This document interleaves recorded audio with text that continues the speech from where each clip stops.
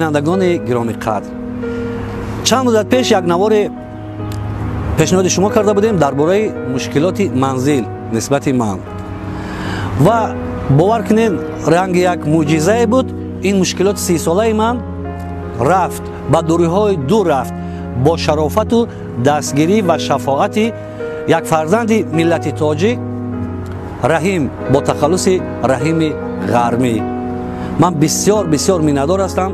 تشکر به پدر و مادر شما و فراموش نکنیم و نخواهم کرد تشکر بسیار زیاد به برادرانی که در تاجیکستان و مخصوص مهاجران مهنتی که در روسیه و دیگر دولت‌ها قرار دارند. هزار رحمت که یک چند مدت کوتاه شما را ناراحت کردم. تبتون خیره گشت و با من بودید و من خودم را حس کردم که من تنها نیستم. هزار رحمت برای یاردمتان.